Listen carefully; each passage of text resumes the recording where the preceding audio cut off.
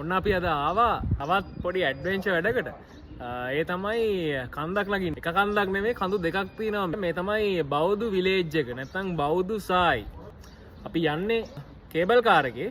එද්දි එනවා පල්ලෙහා ට්‍රෙකින් එකක් කරගෙන. යන් එහෙනම් කන්දට.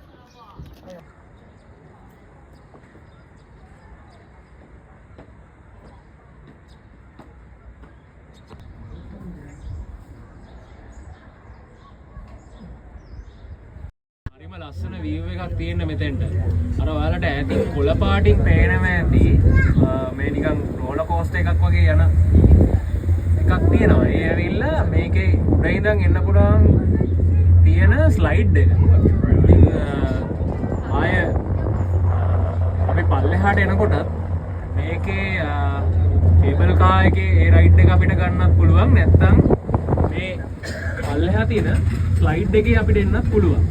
මේ ස්ලයිඩ් එක එනවා කියන්නේ හරිය ඌරු ගමනක්. මම නම් තාම try කරලා නැහැ.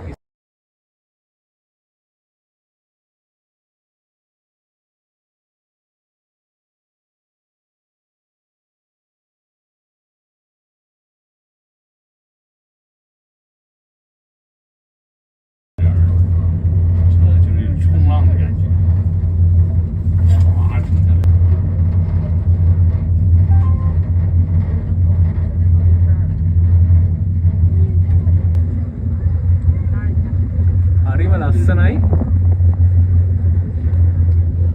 මේ තියෙන්නේ මේ කඳු පන්තියට නගින පාර.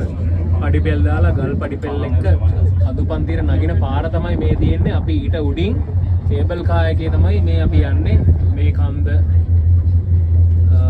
පහු කරලා අතන කේබල් කාර් එකේ දෙවෙනි ස්ටේෂන් එකට.